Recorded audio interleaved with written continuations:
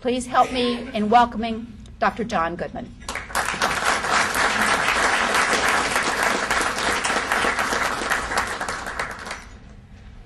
There are three problems in health care: cost, quality, and access. And in just a moment, I'm going to ask you to think about, with respect to those three problems, the reform plan you've heard about, going all the way back 15 years ago to Hillary Clinton's health care plan, right up to today to Arnold Schwarzenegger and all of the various presidential candidates, when and if they ever give us any details about what actually they have in mind.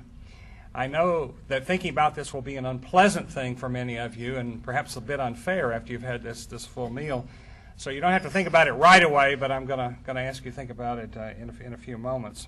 First, let me just say a few words about the organization that I work for. The National Center for Policy Analysis is a think tank, much like your own think tank, and we work with some of the best and brightest scholars from around the country. We're coming up on our 25th anniversary next year. And so we've been around for a while, but even so, we're the youngest of the full-service national think tanks. And by that I mean that all the big think tanks that you've heard about, the Hoover Institution, the Heritage Foundation, and so forth, were there before we were there. And as a consequence, when we came on the scene, we inherited a lot of the problems they didn't want to have to deal with. And through the years, it's turned out that the problems that we inherited were the biggest problems, and in some ways the most difficult. And a lot of them have to do with social insurance issues, retirement, health care, disability. And these are the reasons why we have a welfare state in this country and in other countries around the world. And our task for the last 25 years, we've been involved in a lot of issues, but it's primarily in thinking about how we find private sector alternatives to government programs that are not working in these very difficult areas. It's hard to know how much difference that you make when you're a think tank. I know the Georgia Public Policy Institute can point to some things up here on the screen that you've done. You've done a great job. In our case, we've been able to identify 4 policies that we think would not have occurred were it not for our organization, and one is the health savings account.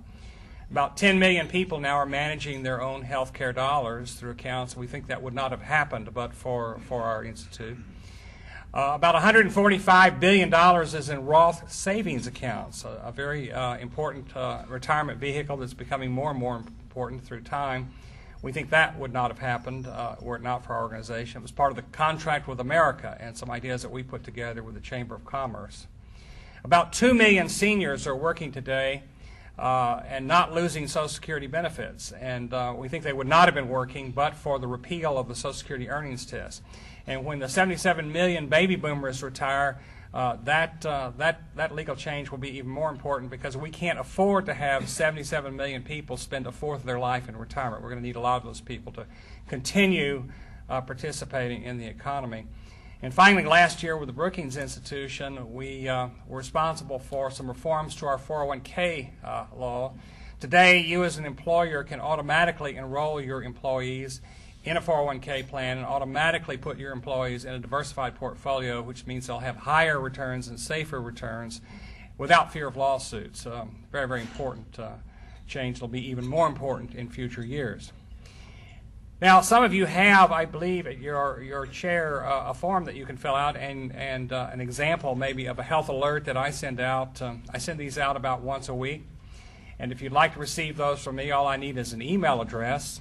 And if you'd like to receive other things from us, you can. So fill out the form or give me a business card, and we'll be happy to do that. Now, back to the problems of healthcare. And to think about these 3 problems, I'm going to need the help of the Queen of Hearts, the 7 Dwarfs, and Little Red Riding Hood. And some of you will remember the Queen of Hearts. She was the character in Alice in Wonderland who claimed to be able to think about impossible things. In fact, she claimed to be able to think about 3 or 4 impossible things every day. Well, I'm going to tell you about an impossible thing. Healthcare spending in the United States is growing at twice the rate of growth of our income. And you don't have to be an economist or a mathematician to realize that that cannot keep going for very long. In fact, my colleague at Boston University, Larry Kotlikoff, has projected that for our country, by the time we get out to mid-century, healthcare is going to crowd out every other government program. So this is at the federal, state, and local level. So we're going to have no schools, no housing, no Social Security, no national defense, only health care. And in the private sector, if the private sector keeps up with the growth of health care and government, then health care is going to crowd out every other thing that we consume. So we'll get out to mid-century, we'll have no clothing, no food, no housing, we'll have only health care.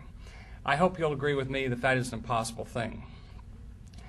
Well, so what is Congress doing about this impossible thing? Well, you may have noticed that right before the recess, Tom, they were debating and almost voting on a proposal to expand government entitlement programs, to commit the government, to the federal government, to spend even more on health care, therefore adding to our impossible thing. Well, this is all on the eve of a Congressional Budget Office report that says that for the federal government alone, Medicare and Medicaid will cause federal income tax rates at mid-century. It's about the time when today's college students retire. Federal income tax rates will have to be 66% for the average family. And for the higher income families, they're predicting income tax rates of 92%. Now, at the Congressional Budget Office, they don't really believe in the Laffer curve. But nonetheless, this is yet another impossible thing. All right, well, what can be done about all of this? Well, how should I know? I think I should get some credit for bringing this problem to your attention. But I do know this, that we're not going to get off of this impossible path unless someone has to choose between health care and other uses of money. And that means that someone's going to have to say that one more MRI scan is simply not worth the money that it costs, or one more knee replacement is not worth its cost, or spending a third of Medicare's budget on patients in the last year of their life is simply not worth what it's costing federal taxpayers.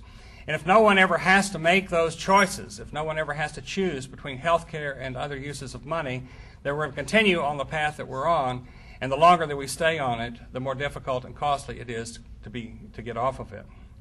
Now, thinking back to those plans that I know many of you don't want to think about, beginning with Hillary's plan and ending with Arnold and the presidential candidates today, I would simply ask you to ask this question about all of those plans.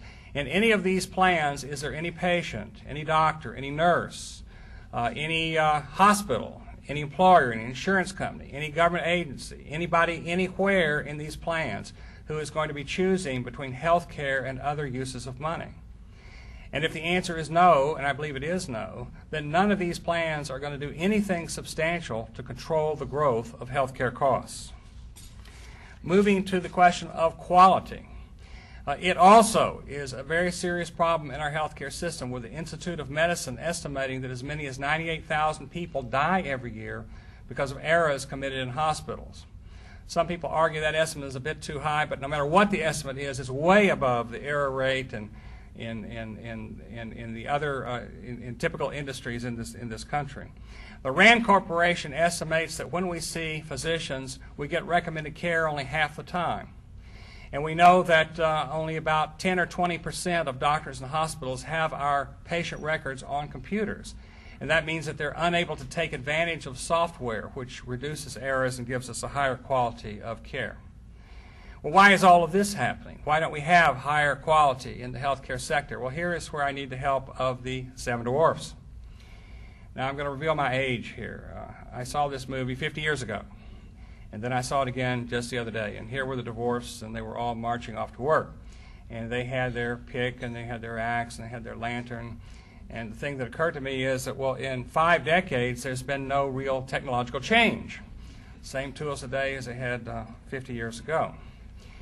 Well, what has this got to do with healthcare? Every time you pick up a newspaper, you see about change on the science side of medicine, right? It's hard to pick up a newspaper without reading about some new innovation, some new discovery on the science side of all of this. But in the way that doctors deal with patients, I think very little has changed. Very little has changed in almost 100 years. And to give you an example of that, almost 100 years ago, all the other professions, the lawyers, the accountants, the engineers, the architects, and so forth, they all discovered the telephone. And they all learned that a telephone was a very useful way to communicate with their clients. But have all of you noticed that it's very hard to get a doctor to talk to you on the telephone about your medical condition?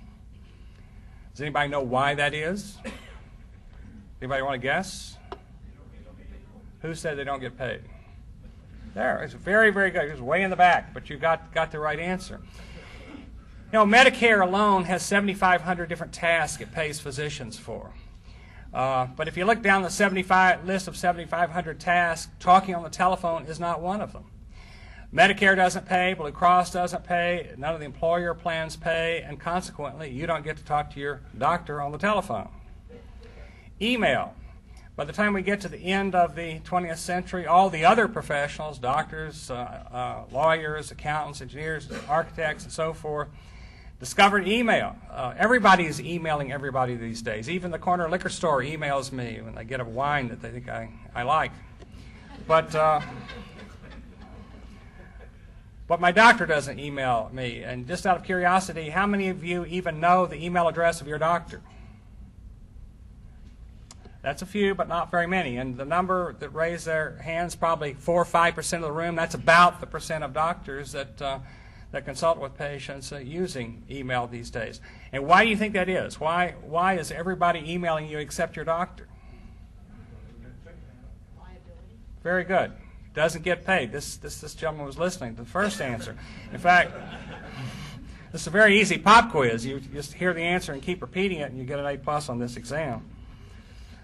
I mentioned electronic medical records. Very, very important. If a doctor doesn't have your records in electronic form, he can't make use of software that'll tell him if he's prescribing drugs that interact in the wrong way, if he's making other mistakes. You want high quality medicine, you have to have computers. You probably can't find a lawyer in the United States today who does not have his client records on a computer. Same for architects, engineers, and so forth. But very few doctors have patient records on a computer, and most of those who do not have the ability to order prescriptions electronically. And why is this? Same answer. Good. They don't get paid for this. Blue Cross doesn't pay. Medicare doesn't pay. The employer plans don't pay, and so we don't do it. Medical education, really, really important. Mother brings her diabetic a child to the emergency room, and the doctors deal with the child and send them home. If they would just take 20 more minutes and teach the mother how to manage the care of that child in her own home, we'd cut way down on emergency room visits. Same for the parent of an asthmatic child. A lot of that can be handled by patients, managing their own care, but it requires someone to teach the parent how to do this. Or if we're talking about adults, somebody has to teach the adult diabetic or the adult asthma patients how to manage their own care. Diabetic patients can monitor their own blood glucose in their homes. The asthmatic patient can monitor his own peak airflow in his home. And studies show that when people are managing their own care, the quality of care is better and the costs go down. But this again requires patient education. Well, on the list of 7,500 things that Medicare pays for, this is yet another thing that is not on the list, patient education. Same for Blue Cross, same for the employer plans, and so forth. Basically, Medicare is determining how doctors are paid these days, and everybody else is latching onto the Medicare method of payment. Now, we like to think in this country that our healthcare system is very different from Canada's. And that has been a theme of a lot of my own writings. And I've stressed in a whole book on lives at risk how much worse off Canadians are because they have a system of socialized medicine, and how much worse off they are in Britain because the government controls the healthcare system. And Michael Moore picked up on that same idea from the other end of the political spectrum. In his new movie, Sicko, also stresses how different Canada is from the United States, except he's praising Canada and condemning the United States. One thing I regret a little bit in all of that is that I exaggerated, I think, how different we are from Canada. The truth of the matter is that we pay doctors in the United States about the same way Canadians pay doctors. And that is, we pay our doctors by task, as I mentioned earlier. We have a third-party payer setting their fees. We have a third-party payer paying the fees. The patient is really not involved at all on the financial side of the doctor-patient relationship. In Canada, when you see a doctor, it's free. In the United States, it's almost free. When we spend $1 at the doctor's office, we're only spending 10 cents out of our own pocket. And as a consequence, we're not really rationing the doctor's time or allocating the doctor's time based on price. Well, how are we allocating his time? The same way they allocate it in Canada. We're rationing care by waiting. And once you begin to understand this, you understand why in our healthcare system the doctors and hospitals as well are not really competing for patients the way ordinary businesses compete for their clients. Both in the United States and in Canada, the doctor has real no incentive to make patient-pleasing, quality-increasing adjustments. For the primary care physician, unless he's in a rural area or unless he's got a new practice, his waiting room is full. And how interesting that we even call it a waiting room. If you go see a lawyer, you call it a reception area, right? You don't call the outer area a waiting room. But at the doctor's office, we call it a waiting room, and for good reason, because there are a lot of people waiting. And they're waiting because that's how we're allocating the time of the doctor. Now imagine this doctor with a waiting room which is full.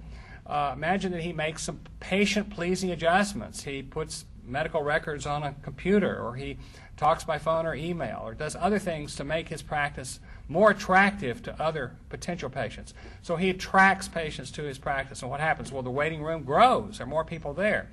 And therefore, waiting times grow. And so what happens? Well, fewer of the older patients see him, or they don't see him as often. But at the end of the day, our doctor has not increased his income. Conversely, if he does something that drives away a few patients, well, now waiting times are shorter. The remaining patients see him more often. But at the end of the day, his income has not gone down.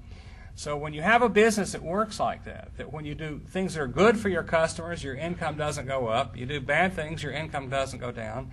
I mean, what's happening? You realize that you're not really competing for patients based on price. And if you don't compete on price, you don't compete on quality either. So if you want to know why is there a quality problem in the United States healthcare system, because they're not competing on the basis of quality. They don't compete on quality because they don't compete on price. I want to point out real quickly there are some exceptions to everything I've just said. Cosmetic surgery is an exception. In the cosmetic surgery market, the third-party payers are gone. So if you I think I've been told I need a chin lift, perhaps tummy tuck, and some other things. I haven't done it yet. But if I go into this market, I'm going to be paying with my own money. Will not be an insurance company paying for it. And consequently, in this market, I find a package price for all services, covering the doctor, the nurse, the anesthetist facility, one package price. And in this market, doctors are competing on price and also on quality. And over the last decade, even though we've had a huge increase in the number of cosmetic surgery procedures, the real price of cosmetic surgery has actually gone down. Prices for cosmetic surgery are going up slower than the Consumer Price Index. LASIK surgery, same thing. Third-party payers aren't there. People pay with their own money. The providers compete on price. They compete on quality. In the last 10 years, the real price of LASIK surgery has gone down by 30%. The walk-in clinics, which I understand you have them now in Atlanta, they're spreading like wildfire around the country. You walk into the supermarket or the pharmacy or the Walmart store, and here's this little clinic. And they have posted prices, and you know exactly what you're going to pay. And what you're going to pay is about half as much as you would pay at a traditional primary care physician's office. And guess what? At this walk-in clinic, your records are kept on a computer. And if a prescription is ordered, it can be ordered electronically. So here's this little walk-in clinic that doesn't get money from third-party payers. It takes cash from its patients. And it's operating like a normal business. Competes on price, competes on quality. It's acting like a normal business would act. We don't have to pass a law telling the walk-in clinic to post its prices. It thought of doing that all on its own without any direction from the government, just as other retail outlets do. Medical tourism, there's an international market now for surgery. You can go to India, you can go to Thailand, and very soon you're going to be able to go to the Bahamas and in countries a lot closer than the other side of the world. These are hospitals that are internationally certified, doctors trained in the United States, very high quality. Your records are kept electronically, strong adherence to safety standards. This international market for medical care is going to pose a threat to our healthcare system, similar to the threat that the Japanese auto workers posed for Detroit. It's going to really be a competitive force that we're going to have to deal with. But in any event, these are all the exceptions, and the exceptions are where the third-party payers are not. Wherever you find people paying with their own money, you find real markets for care, and those markets operate much like other markets. Now, going back to all those plans I mentioned earlier, starting with Hillary up through Arnold, and if you're not into healthcare, you may not realize how many plans there have been. But for people who've been in this business for a while, they could think of 3 or 4 dozen just off the top of their heads. So my question is, in any of these plans, is there any doctor, any nurse, any hospital, any provider anywhere who's going to be competing for patients based on quality? And if the answer is no, and I think in almost all cases it is no, then these plans are not going to increase the quality of health care. Let's turn to the problem of access, and here the argument is going to be a little more difficult. I may have a little more difficult time persuading you, that is, and here's where I want to draw your attention to Little Red Riding Hood. You've heard of the nanny state. Some people want a nanny healthcare system. They want a healthcare system where someone else is making all the decisions for them. Yet, as Little Red Riding Hood discovered, you may get more than you ask for. The nanny may be a wolf in the nanny's clothing. Now, Parkland Hospital in Dallas was sort of like your Grady Hospital here in Atlanta. We have a nanny healthcare system. People come and get free health care. All the decisions are really made for them. But at Parkland Hospital, there's a problem of access. The problem is not money. Critics of the American healthcare system continue to say that in America we ration care with prices. That's not how we ration care for poor people. We ration care by waiting. So if you go to the Parkland Hospital emergency room, you can get free care, but if you don't have a very serious problem, you can wait 8 hours to get it. That's what I mean by rationing by waiting. Now, we are told that the problem in the United States with the uninsured is that they're not enrolled in SCHIP or they're not enrolled in Medicare. But the reality is at Parkland Hospital, the Medicare patients and the uninsured all come through the same emergency room door. They all see the same doctors, same nurses. They all get the same care. If they're admitted to the hospital, they're all admitted to the same wards, same beds. There's no difference in how people are treated depending upon the source of their insurance or their lack of insurance.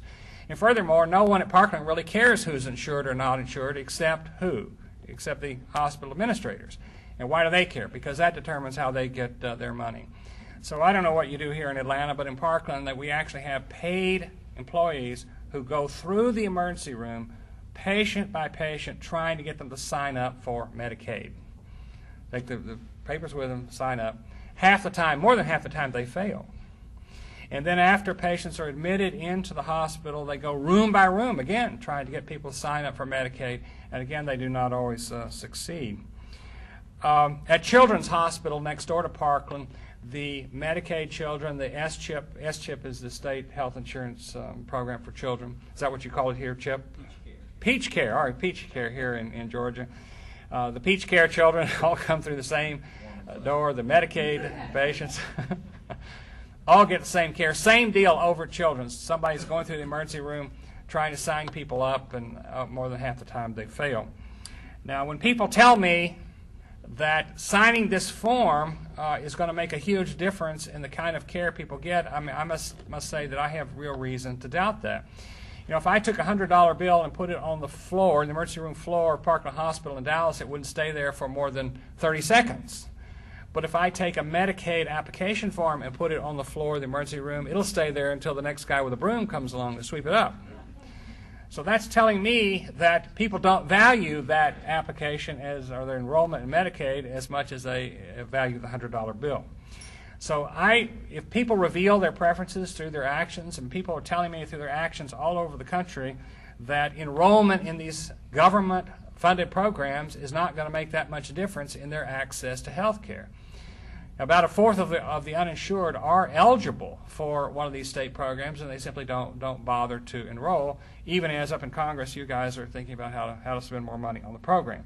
Okay, here's my question to you. If you agree with me, thinking now about all these health care programs, if you agree with me that just signing people up for one of these state-funded health care programs does not by itself increase anyone's access to health care. If you really want to increase access to health care, you have to give low-income people the opportunity to see the same doctors, go to the same facilities as everybody else. But if you don't do that, if you agree with me, if you don't do that, you're not really increasing access. Then I would say that none of these plans that you're thinking about right now are going to increase access to health care. So my conclusion is that from Hillary Care to Arnold Care, that we're not going to solve the problem of cost, we're not going to solve the problem of quality, and we're not going to solve the problem of access, and that's a pretty radical conclusion, because a lot of these plans would completely turn the whole healthcare system on its head, and many of them involve mandates, and many of them involve higher taxes, and some of them involve really higher taxes. And yet, if at the end of the day we haven't solved any major problem, then you have to ask, why are we going through all this?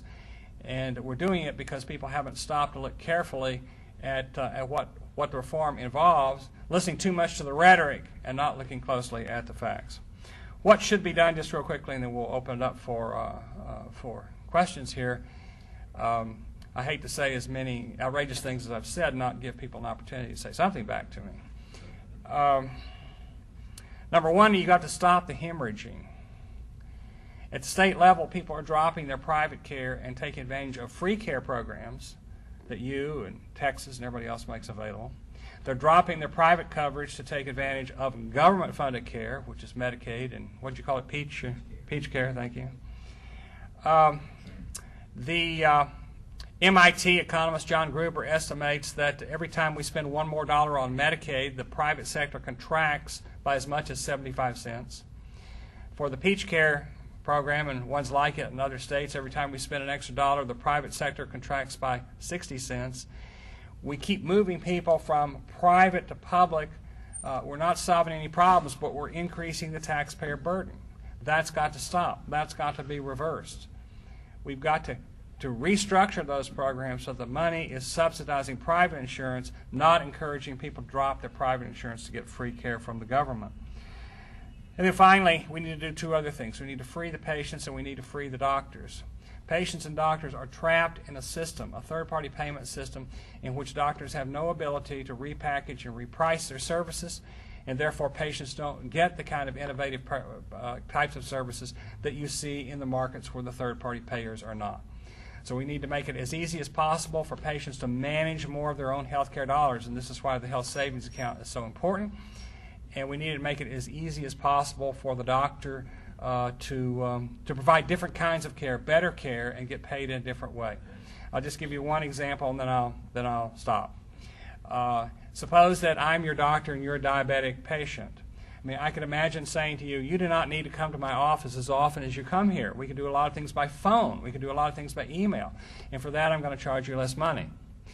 I could imagine saying that at the same time I've got to put your records on computer because we'll reduce errors and give you higher quality care, but I'm going to charge you a bit more to do that. I can imagine saying to you that I'm going to teach you how to buy drugs in a national marketplace.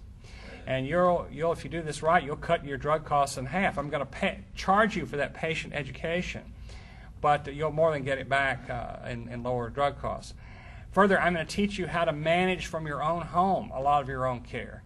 And I'm going to charge you for that patient education, but you'll get it back because you'll have fewer emergency room visits, fewer doctor visits, and so forth.